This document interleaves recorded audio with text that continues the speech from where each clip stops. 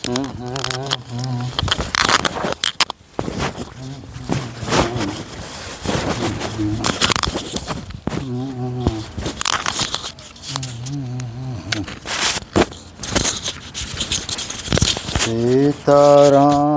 चरण रति मोरे अनुदिन हुआ अनुग्रह तोरे।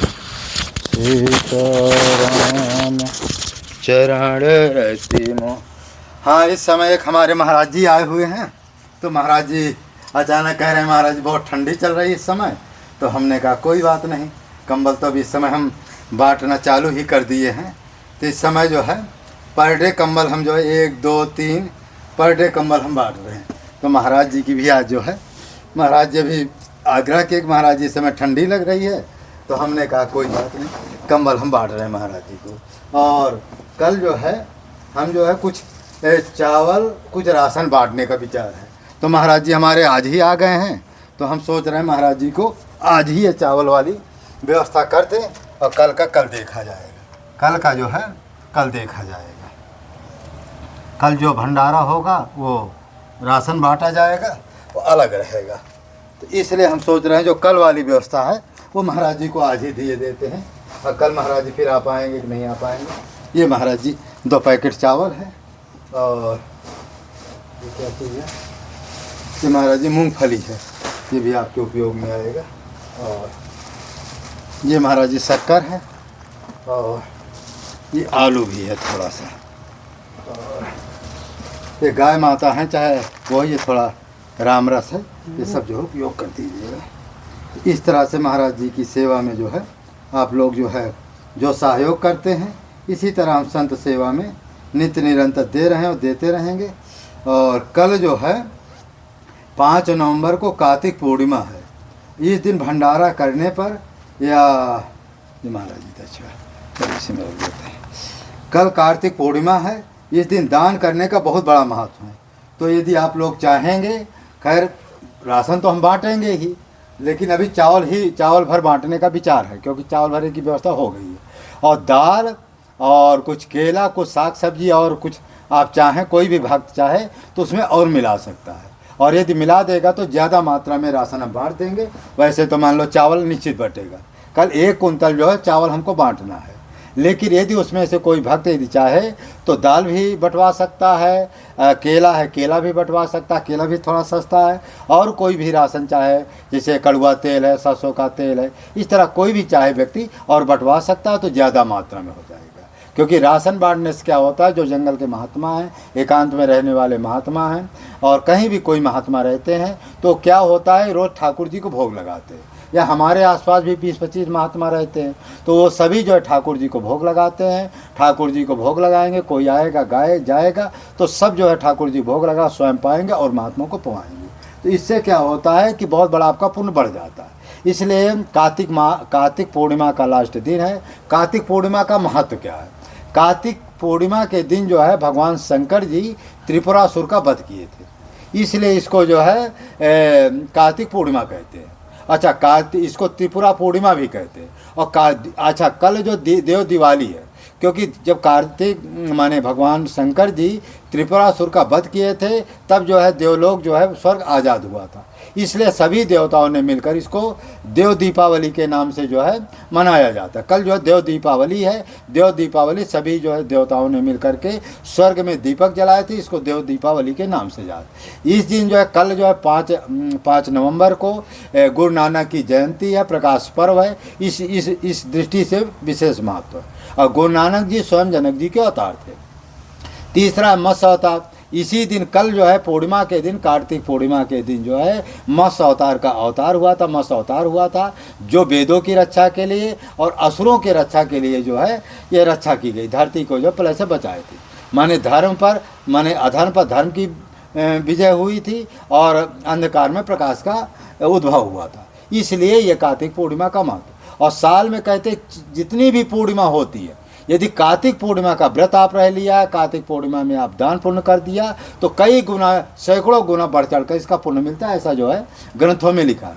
तो आप लोग कार्तिक पूर्णिमा के दिन राशन बांटने का बहुत बड़ा महत्व है, और जो संतों को राशन बांटता है और विशेष महत्व है। और हमारे अब कंबल जो है नित्य प्रतिदिन हम कंबल बांटेंगे, चाहे दुकान से खरीद करके बांटें और चाहे कोई भक्त देगा तो बांटेंगे।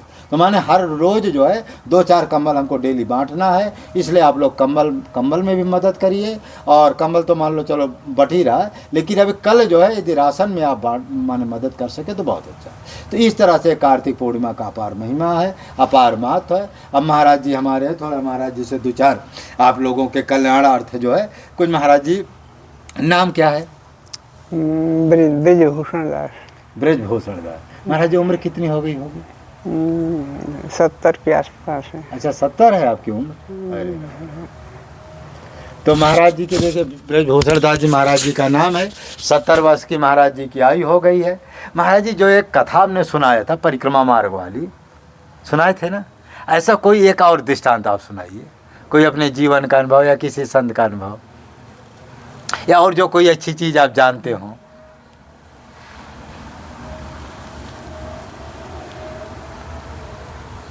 कुछ भी सुनाओ।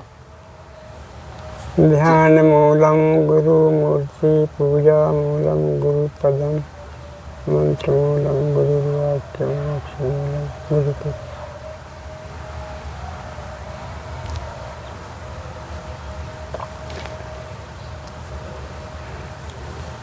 यानी संत हो या गृहस्थ हो, जिसने गुरु बना लिया उसको सबसे प्रथम अपने गुरु का ध्यान करना चाहिए। इसके बाद में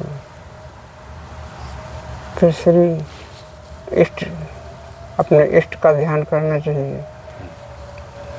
फिर सीताराम जी का ध्यान करना चाहिए। फिर इसके बाद में श्री हनुमान जी का ध्यान करना चाहिए।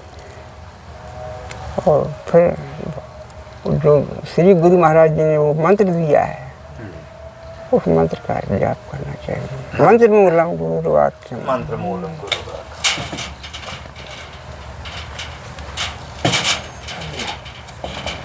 और कितना जपना चाहिए महाराज जी गृहस्थ को राम नाम? इसकी तो कोई गिनती है नहीं। अच्छा। लेकिन अगर हो सके तो कम से कम 6 लाख मंत्र का जाप तो करना ही चाहिए। माने जीवन काल में कि डेली? 6000 6,000 की 6,000 ना? 6,000 तो राम मंत्र जपना चाहिए। अच्छा अच्छा। और सुबह 6,000 सुबह राम मंत्र जपना चाहिए। और राम नाम की तो कोई सीमा है नहीं। हाँ, उसकी कोई सीमा नहीं। तो महाराज जी ने कहा जो खड़ाक्षर मंत्र है, जो राम मंत्र है, उसको आपको जो है 24 घंटा में 6,000 चाहे राम नाम ही क्यों ना हो 6,000 मंत्र जपना चाहिए। और इसके बाद अपना चलते फिरते राम नाम लेते रहना चाहिए ना। तो महाराज जी हमारे एक संत जी के यहाँ गाय जो है, गाय की माने रखवाली करते हैं। और यही भी महाराज जी कहना है कि किसी महात्मा को यदि गाय की सेवा करवाना हो निःशुल्क, तो हम जैसे गाय चराते हैं, माने चराते एक तरह गाय की रखवाली करते हैं, थोड़ा जंगल में घुमाते रहते हैं। कोई भी चाहे हमारे पास गाय भेज दिया करे, हम उसकी भी गाय जो निःशुल्क चराएं। तो महाराज जी कहना है कि जो भी गाय हो, किसी की कोई गाय हो, हम निःशुल्क चराएंगे, उससे हमको कोई दक्षिणा विदाई नहीं चाहिए। भोजन भगवान कहीं ना कहीं देता ही है और भगवान अपनी व्यवस्था कर दे। तो महाराज जी गाय के प्रति इतना अनुराग आपका क्यों है? गाय से ये हमको ये प्रसन्नता है कि गाय की सेवा करने से भगवान खुश होते हैं। अच्छा। बोलते रहिए।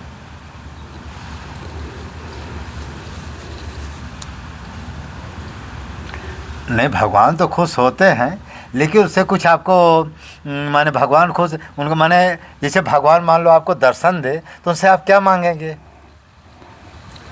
भगवान से हम क्या मांगेंगे? भगवान की हम तो भगवान की भक्ति ही मांगेंगे, और क्या मांगेंगे हम तो? और तो हमको कुछ नहीं चाहिए, ना हमको वैराग्य चाहिए, ना ज्ञान चाहिए, ना विज्ञान चाहिए, हमें कुछ नहीं चाहिए। हमको तो एक भक्ति ही चाहिए। जी।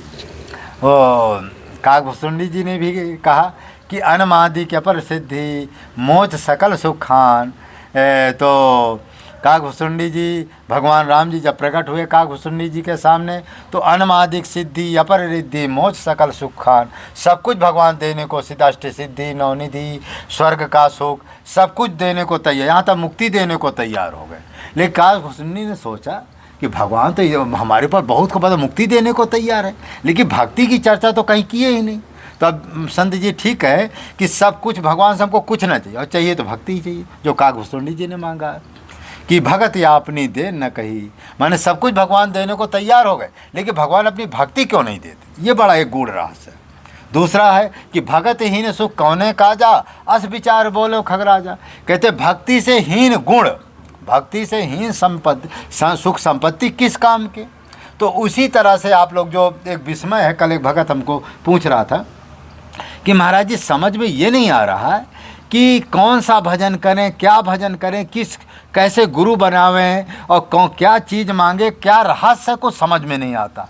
बात सत्य है कि भजन भक्ति का रहस्य जो है समझना बड़ा मुश्किल है। भक्ति का रहस्य तो बड़े बड़े लोगों जैसे रावण तक को समझ में नहीं आया, तो साधारण जीव क्या समझेगा।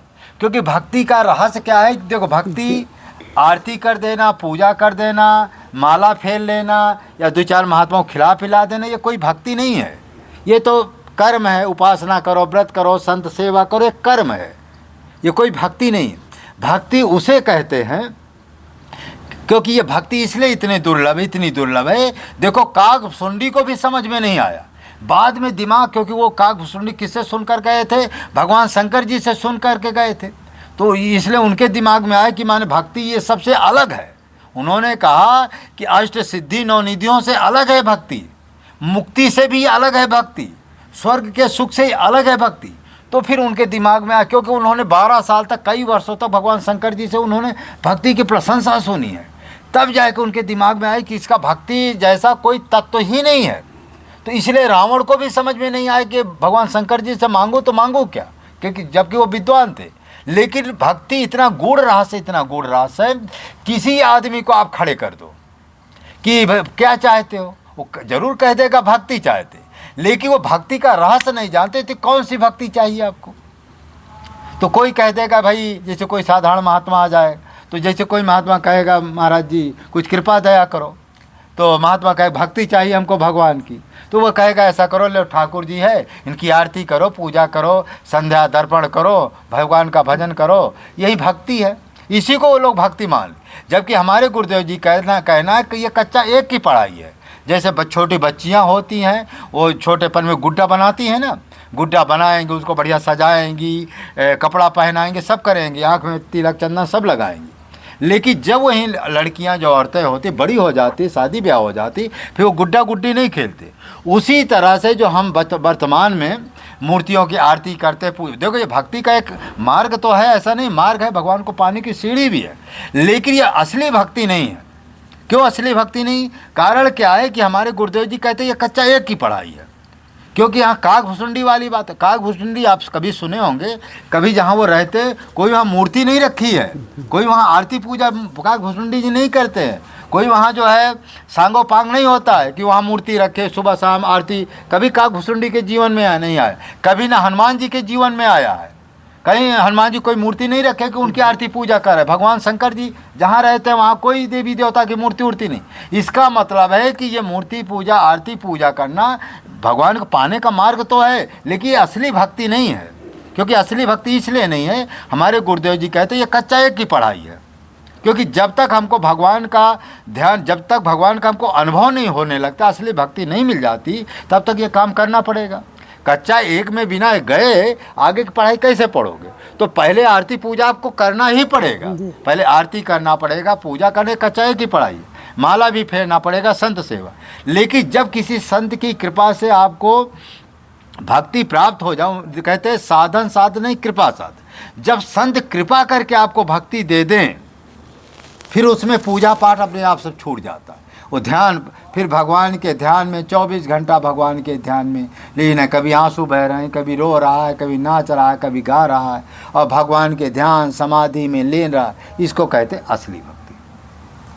असली भक्ति का मतलब है भगवान का ध्यान करना, राम जी का ध्यान करना। अच्छा, ध्यान भक्ति जीवन में तीनों लोक में केवल एक ही भक्ति है, राम जी की भक्ति। राम जी के भक्ति के सिवा कोई ऐसी भक्ति नहीं, क्योंकि किसी में ध्यान है ही नहीं, किसी भी देवी देवता में कोई ध्यान नहीं। यदि ध्यान की प्रक्रिया तो राम जी में है, वहीं राम जी का ध्यान किरण जी का ध्यान है, वही किरण जी का ध्यान विष्णु भगवान का ध्यान है। कोई अलग से ध्यान नहीं है, राम जी किरण जी विष्णु भगवान का एक ही ध्यान है। तो वही ध्यान बताया जाता है, उसी को चाहे राम जी की भक्ति मान लो और चाहे किरण भगवान की भक्ति मान लो, चाहे विष्णु भगवान की भक्ति मान लो। ठीक, तो इसको कहते भक्ति।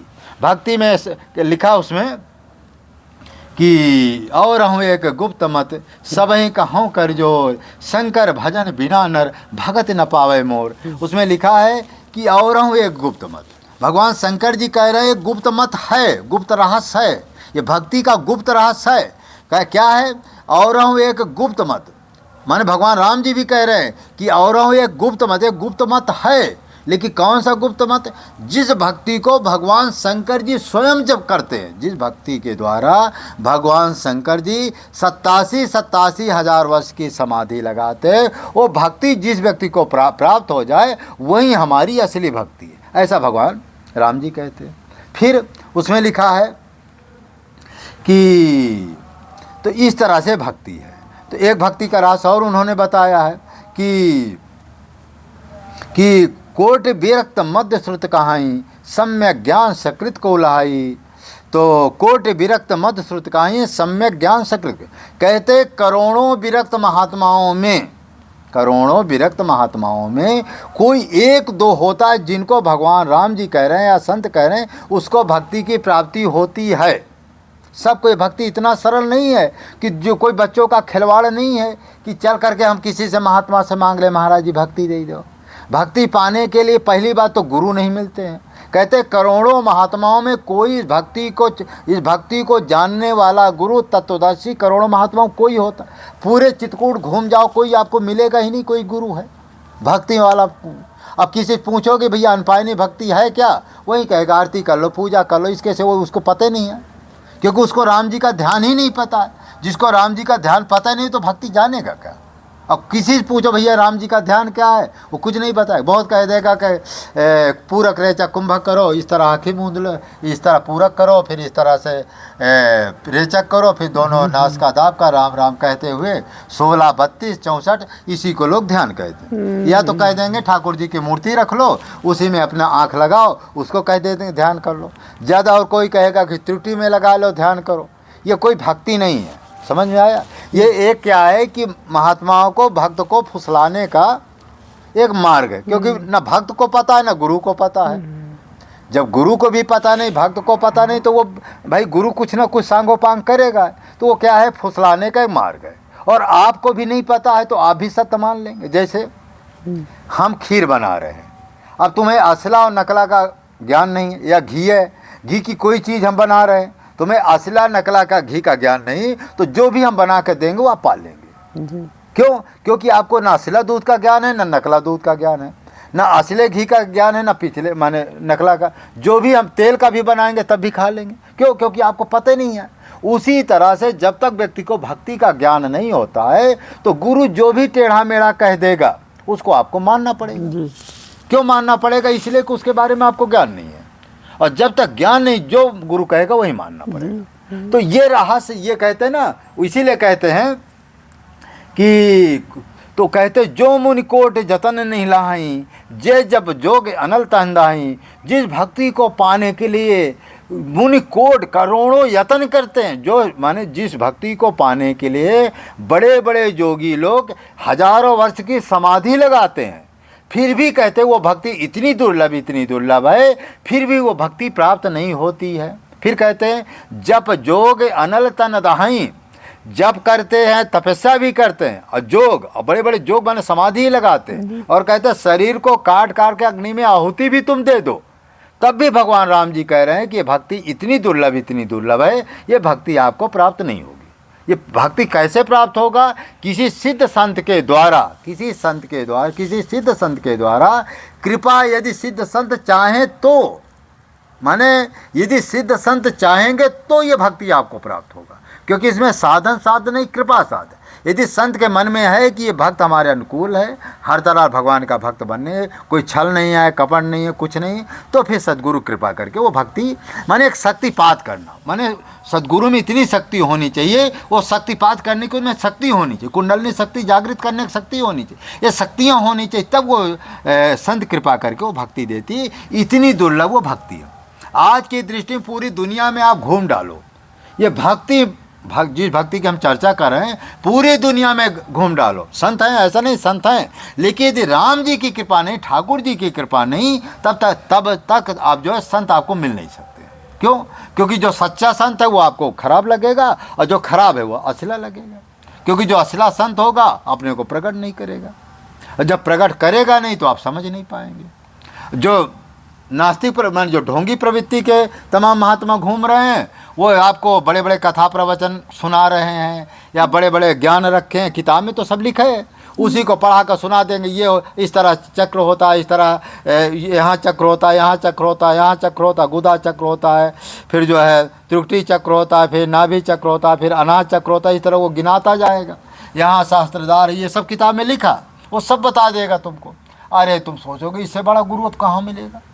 लेकिन यदि उसी से कह दो कि भैया इतना तो सब जानते हो, लेकिन ये बताओ कि आपका अपना गुरु तो बताओ, फिर उसका गुरु के बारे में ज्ञान होना चाहिए, इसका गुरु क्या किया है। जब गुरु चमत्कारी होगा तभी तो चेला चमत्कारी होगा। जब गुरुए को ज्ञान नहीं है तो चेला कैसे पहलवान होगा। शेर का बच्चा शेर ही तो होगा।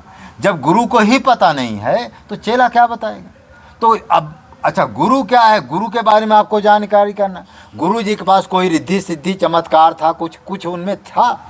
जब गुरु के बारे में ज्ञान हो जाएगा, चेला के बारे में अपने आप ज्ञान हो जाएगा, और जब चेला के बारे में ज्ञान हो जाएगा तो आप समझ जाएंगे कि ये हमको क्या सही है क्या गलत है। फिर ये भी देखो, ये 2-4 घंटा की समाधि लगाता है। देखो भक्ति वाला जो जिसको भक्ति प्राप्त हो जाएगा, कम से कम 2-4 घंटा वो समाधि लगाएगा। समाधि लगा करके, समाधि लगाने का अभ्यास उसके पास होगा, तभी जब समझो कि उसके पास भक्ति है। ये नहीं कि 2-4 माला फेरना, तो छोटे बच्चे को कह दोगे वो भी 100 रुपया दोगे, वो भी 2 घंटा माला फेर लेना। माला फेरना कोई बड़ी बात नहीं है। ध्यान में बैठे तो 2-4 घंटा वो बैठे तो डेली, तब समझो कि हाँ ये 4 घंटा भगवान का आँखें मूंद करके बैठ करके ध्यान लगा रहा है, तो समझो कि हाँ कुछ जानता है। ये सब भक्ति का रहा। तो यही महाराज जी जो ने कहा, खैर ठीक है, भगवान आएंगे तो भगवान सब क्या मांगे, भक्ति मांगेंगे। लेकिन अब यह है कि भगवान, देखो भगवान तो झूठ बोलेंगे नहीं। भगवान से मांगोगे तो भगवान वही वस्तु दे, क्योंकि भगवान तो अंतर्यामी है। अच्छा, नहीं भी देंगे तो किसी अच्छे महात्मा के पास भेज देंगे, फलाने व्यक्ति के पास तुम चले, फलाने संत के पास चले जाओ। जैसे नामदेव थे, नामदेव के पास भगवान आते थे, कहे कि विनोबा भावे गुरु के पास चले जाओ, वहाँ आपको भक्ति मिल जाए। तो जब भगवान कृपा करेंगे किसी भक्त के पास भेज देंगे, और जब भक्त के पास भेजेंगे तो आपको भक्ति मिलने में, ऐसी ये दुर्लभ भक्ति है। तो महाराज जी चित्रकूट आपको अच्छा लग रहा है जी? अच्छा, और कुछ और भक्तों कल्याण के लिए कुछ सुनाइए, जो अपने जीवन का कोई ऐसा अनुभव हो। कभी आपको ठाकुर जी, हनुमान जी कोई ऐसा चमत्कार दिखाए हों, गांव में आपको किस तरह से आप रहें, कैसे आप संत बने, कुछ बताइए।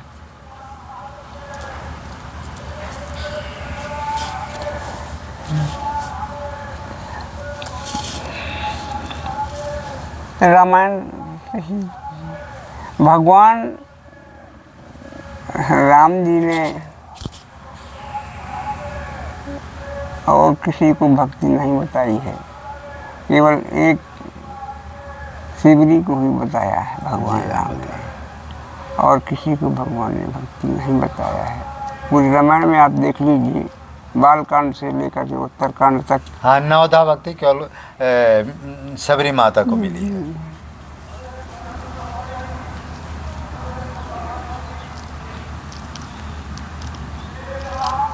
कुछ अपने जीवन के अनुभव बताइए, कैसे आप संत बने, कैसे इस जीवन में आए, कुछ आप बचपन में कैसे भजन करते थे, कैसे क्या, कुछ बताएं। बचपन में हमारा जीवन यही कि सुबह अपना नेम टेम बना करके शिव जी के मंदिर में जाया करते थे। अच्छा। और वहीं उनका बैठ करके राम राम लिख करके, और बेलपत्री में राम राम का पता नहीं कितनी संख्या लिख देते थे उसमें। और अच्छा, बेलपत्ते में राम राम लिख करके और शिव जी में चढ़ाया करते। वहीं मतलब उनके सामने उनको रख दिया करते थे। बस ये बचपन का हमारा। अच्छा, बचपन में ऐसा वो था भगवान हाँ को। हाँ, छोटे में। अच्छा, फिर और फिर इसके बाद में जब हमारे परिवार वालों ने देखा कि ये तो इसको कोई मतलब नहीं है घर से, ये तो मंदिर में जाता है वहीं बैठा रहता है। तो जड़ भरत की। हाँ, तो उन लोगों ने क्या किया कि वो हमारा विवाह किया कि विवाह में फंस जाएगा तो फिर ये कहीं नहीं जाएगा। अच्छा, और हम तो महाराज जी जाते थे मंदिर में शिव जी के, तो वहीं हमें पता नहीं कितने टाइम 2 घंटा 4 घंटा 5 घंटा वहीं बैठे रहते थे और राम राम लिख करके उनको चढ़ाते थे। बस यही हमारा ये रोज का काम था। अच्छा, ये कितने बरस तक हुआ? ये कई बरस तक हो गया महाराज जी बचपन से। तो ये चित्रकूट में आपको कैसे आना? कोई हनुमान जी या कोई आदेश दिए कि चित्रकूट चले जाओ भजन करो क्या? हाँ, तो फिर अब वहाँ से फिर हम जब चित्रकूट हमको सब लोग आ रहे थे तो हमने भी विचार कि हम भी चित्रकूट, जहाँ कभी गए नहीं तो चित्रकूट हम भी जाएंगे। अच्छा, ये कहाँ से कहाँ महाराज जन्मभूमि आपकी? ये आपका श्री स्वामी परमानंद स्वामी की हैं जो परम धाम के श्री स्वामी परमानंद महाराज जी, तो हमारे गांव के पास में इनकी आश्रम है इनका। अच्छा अच्छा, और गौशाला भी है। अच्छा। हाँ, ये कितनी दूर है यहाँ चित्रकूट से? यहाँ से लगभग होगा 75 किलोमीटर अच्छा, के लगभग आसपास है। तो सभी लोग आ रहे थे तो आपके भी मन में हुआ कि हम भी चित्रकूट जाएं? जी महाराज। फिर क्या हुआ? तो सब लोग आए चित्रकूट, आ रहे थे तो अपने नाम भी हमने कहा, हम घर वालों से कहा कि हमको चित्रकूट जाना है। तो बोले ठीक है चले जाओ इनके साथ में। महाराज जी चले आए चित्रकूट और आगे सब लोगों ने राम घाट में स्नान किया और अपने राम ने भी स्नान किया। तो हमको ये विचार हमारे दिल में आया कि भगवान तुलसीदास जी को दर्शन इसी राम घाट में हुए थे। जी, राम घाट। तो हमने उनका सबका संग छोड़ दिया और गंगा जी में स्नान किया और हमको ऐसा दिखा कि भगवान राम उस पार जा रहे हैं। ऐसा दिखाई दिया? ऐसा दिखाई दिया। तो महाराज जी हम बिल्कुल सब कपड़ा सब कुछ छोड़ करके और गंगा जी में तैरने लगे। कूद पड़े? हाँ, कूद पड़े, तैरते तैरते उस पार। और ये हमारे जो साथी थे वो कह रहे कि वो तो बह गया बह गया बह गया बह गया। हम वो इसको पकड़ो नहीं तो बह जाएगा। हम तो नदी बड़ी थी क्या? हाँ, वो खूब चल रही थी गंगा जी मंदाकिनी। अच्छा, खूब चल रही थी। तो अब हम उस पार निकल गए। अब निकल गए तो अब वो राम जी थे वो चलते चलते जब तक हम उस पार गए तब तक वो राम जी वो पता नहीं कहाँ चले गए। फिर हम उनको ढूंढते रहे लेकिन अब वो नहीं। अब हम उन्हीं की उसमें ये कहाँ होंगे तो यहीं होंगे। तो अब महाराज जी ढूंढते ढूंढते ढूंढते ढूंढते ढूंढते अब यहाँ से ऐसा आपके और उस पार से किनारे किनारे किनारे किनारे और कहाँ पर आए कि ये जो सिरसा बन। अच्छा, सिरसा बन था उस समय। तो उस सिरसा बन में हम शाम के वक्त वहाँ पर आए महाराज। ये कितने बरस हो गए? लगभग 50 साल से ऊपर हो गया। अच्छा, 50 साल। उस समय आप नवयुवक थे? जी, नवयुवक जी। उस समय चित्रकूट आए थे? जी हाँ। फिर आकर के फिर चले गए होंगे? और नहीं आए, यहीं रहे हैं। अच्छा, फिर रहे चित्रकूट में ही रहे हैं। कितने बरस फिर उस समय रहे? और ये भी पता नहीं मुझे कि कितने दिन रहे हैं, लेकिन उसी गुफा में उसी एक मंदिर था। हाँ। और गुफा थी। हाँ। और अब तो वो नहीं है, वहाँ कुछ नहीं है वो।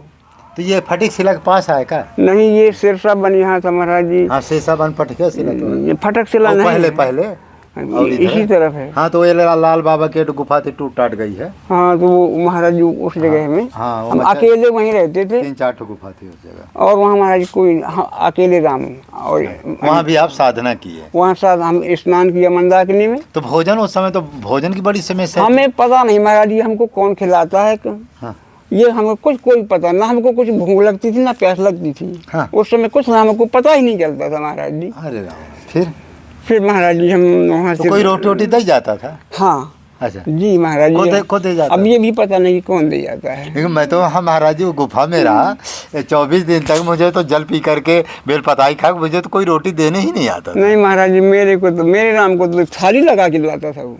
अरे राम, जी महाराज। तो भगवान लाते रहे हाँ, तो वही नहीं, भगवान इस तरह के जंगल में कौन लाने वाला नहीं, है? कोई नहीं, वो तो भगवान ही लाते थे। भगवान ही है, चाहे हनुमान जी भेज बदल चाहे के वो आप हनुमान जी समझो चाहे हाँ। भगवान समझो। अरे राम। वो अब थाल आता था वहाँ। अच्छा, आप खा के चुपचाप फिर भजन में लगे? हम प्रसाद पाया हाँ। और प्रसाद पा के फिर अपना परिक्रमा को चले आए। तो हमको महाराज जी ये जो चित्रकूट गिर पर्वत है वहाँ हमको एक बालक जो है भगवान, तो हमने विचार किया ये बालक भगवान हो। और जब ऊपर जाने लगे तो हमने कहा कि इनकी, हम कहा महाराज जी रुकिए रुकिए, तो वो नहीं रुके, चले गए। तो हम भी महाराज जी पीछे पीछे चले गए। हम भी पीछे पीछे चले गए। फिर महाराज जी हम ऊपर चोटी तक पहुंच गए। हाँ। अब चोटी में पहुंच गए तो वो फिर गायब हो गायब हो गए। अब हम हताश हो गए, महाराज कहाँ गए? अब महाराज जी हम वहीं अब सुखासन से ऐसे बैठ गए। क्या वे लौट के आएंगे? हाँ, आएंगे तो नहीं आएंगे। हाँ। तो महाराज जी हमें ये पता नहीं कि किसी ने हमें गोदी में ले करके और उस तरफ परिक्रमा में हमको ये सुला दिया। अरे अब जब हमारी नींद खुली महाराज जी, हाँ। 3 बजे हुए 4 बजे, हाँ। देखा तो परिक्रमा थी। हाँ। तो हम उन्हें प्रणाम किया। वाह, क्या चमत्कार है। प्रणाम करके महाराज जी फिर यहीं शेषावन में आए। उस समय आप जवान थे? जी महाराज। अच्छा। और महाराज जी फिर कोई पता नहीं कौन भक्त आया एक गाड़ी लेकर के, 6 पहिए की गाड़ी, और हमसे बोले कि चलो वहाँ चलो प्रयागराज। अच्छा। चलना है? तो हमने कहा कि हाँ चलना तो है। तो बोले ठीक चलिए। तो 4 पहिया की जो मारुति होता है उसमें बैठा करके हमको वहाँ ले गया। तो वो आपको कैसे जानता हुआ 4 पहिया वाला? अब हमको पता नहीं मार ये कौन है ये हमें कोई पता नहीं है। अच्छा, तो आप गाड़ी में बैठ कर प्रयागराज चले वो गए? हमको 4 मारुति में बैठा के वहाँ ले गया प्रयागराज। फिर हमने कहा महाराज हमको यही छोड़ दो त्रिवेणी में। अच्छा, तुम जाओ। हाँ आप जाइए जाओ। हाँ जाओ। हमने त्रिवेणी में स्नान किया। हाँ। और फिर इसके बाद में हम श्री अयोध्या चले गए। अच्छा। तो तब से आप घूम ही रहे हैं? और अब महाराज जी अब आप सही से बता रहे नहीं ठीक है, ये सब गोपनीय चीज़ें हैं, बता ठीक है, बताए जनता के कल्याण के लिए कि लोगों को ये हो कि भगवान आज भी चित्रकूट धाम में, ये बात आपकी महाराज जी सत्य है कि चित्रकूट धाम में भगवान हो चाहे देवी देवता हनुमान जी हैं, जल्दी देखो पूरी दुनिया को छोड़ करके हनुमान जी तुलसीदास जी को कहें कि यदि राम को चाहिए तो चित्रकूट जाओ। इसका मतलब है यदि राम जी की भक्ति आपको चाहिए तो आपको चित्रकूट आना ही पड़ेगा। और चित्रकूट में भगवान जल्दी कृपा दया करते, दर्शन दे या ना दे ये तो गारंटी नहीं है, लेकिन कृपा भगवान की मिलती है। लेकिन यदि आपके अंदर छल कपट है महाराज तो यहाँ जल्दी कोई टिक भी नहीं पाता। नहीं टिक पाता, क्योंकि बड़े बड़े महंतों को मैंने देखा टाटीगाड़ में 2 महीना 3 महीना रहे, उनको जो है टाइफाइड होगा तो तुम्हें छोड़कर भागना पड़ा। तो ये महाराज जी ये तो तप लोग है, ये तो तपस्या जो कोई करेगा वही टिक सकता है। छल कपट रही और नहीं वो टिक नहीं सकता। ये तो महाराज सत्य है। हाँ, यदि आप सोचे कि यहाँ रिद्धि सिद्धि चमत्कार तंत्र मंत्र की सिद्धि के लिए आएंगे तो यहाँ कामतानाथ जी टिकने नहीं देते हैं। आपका मन निर्मल रहेगा, कामतानाथ जी की परिक्रमा करो, प्रार्थना करो, हे कामतानाथ जी मुझे अपनी शरण में रखे रहो, तो कामतानाथ जी दया कृपा करके रख लेते हैं। और यदि आपके अंदर छल कपट घुसा है तो ज़्यादा समय तक महाराज जी यहाँ नहीं टिक पाएंगे। तो इस तरह महाराज जी ने बहुत अच्छी बात बताई। फिर कभी महाराज जी का फिर दोबारा सत्संग लेंगे। महाराज जी अब चलते हैं, और क्योंकि आपको गाय चराने की भी देरी होती है। देखिए अच्छा महाराज जी यहाँ निवास है, यदि मान लो कोई भगत आपको यहाँ कुटी उटी बना दे तो चाहते हैं कि बन जाए? हम बना देंगे तो भगवान जी तो क्योंकि अभी तो आपकी कहीं रहने की व्यवस्था है नहीं है। कोई नहीं। हाँ? कुछ नहीं। भाई किसी के आश्रम में रहते, कोई एक दिन रखता है, 2 दिन रखता है, वो नौकर जैसा रखता है, कभी भजन करे दे। अब देखो महाराज जी हमारे हैं एक आश्रम में रहते हैं। अब गौ सेवा, अब दिन भर सुबह शाम जब तक आप जानते हो महंत लोगों का, जाओ गाय चरा, ये काम कर लो, काम कर लो। महाराज जी बिल्कुल निश्चल स्वभाव के हैं, जो कुछ कह देता करते हैं। तो भजन का समय भी महाराज जी कम मिलता होगा जी। अब अपने दाम 3 बजे जाग जाते हैं हम। और 3 बजे बाद में अपना नेम टेम बनाते हैं और नेम टेम बना कर फिर गौ सेवा करते हैं, उसका गोबर डालते हैं, साफ़ सफाई करते हैं और उसके बाद में दूध निकालते हैं। ऐसे धीरे धीरे 8 बज जाता है और अपना जब ध्यान साधना में बैठ जाते हैं तो कहीं आरती पूजा होने लगता है, तो उसको अपने ध्यान साधना से उठ करके वहाँ जाना पड़ता है, विघ्न होता है। तो वही महाराज जी कह रहे हैं कि महाराज जी कहना है कि किसी के आश्रम में रहे तो विघ्न होता है। अब हमने कल भी आपको बताया कि एक जगह हमारे पास है, जगह तो हमने ले लिया है, तो हम सोच रहे हैं उसमें 4-6 कमरा बनवा दे जाए। इसी तरह जो महात्मा सबको एक कमरा दे दे, वो महात्मा अपना 10 बाई 10 के कमरा बना दे, 10-15 ठहिए। जितने महात्मा चित्रकूट में भजनानंदी महात्मा, अनुष्ठानी महात्मा है, सबकी निःशुल्क सेवा, अपना कमरे में रहे, अपना चाहे बनावे खाएँ, बनाए खाएंगे तो अच्छा रहेगा। गैस सिलेंडर दे दो, अपना बनावे खाए, जब इच्छा हो अपना रहें, जब इच्छा हो कामता नाथ जी परिक्रमा करें, ताला लगा कर फिर आवें। इस तरह से हम सोच रहे हैं 10-15 कमरा बन जाए। तो कोई यदि भागशाली ऐसा कोई भक्त हो, जगह हमारे पास है, बनाने की जिम्मेदारी आपको है। 10-15 महात्माओं के लिए एक कमरा कोठरी बना दो, उसमें महात्मा रहे। इसी तरह जो अनुष्ठान, अब देखो कितने महानपूर्ण आत्मा है, तो ऐसे संतों की आप सेवा करें तो समझो कि आपका भाग जागृत हो ही जाएगा। महाराज जी इस वीडियो को आप लोग लाइक करें, शेयर करें, सब्सक्राइब। 1 मिनट का और भी लेना है। तो इस तरह से अपना संतों की अपार महिमा है और जितना कहा जाए उतना कम है।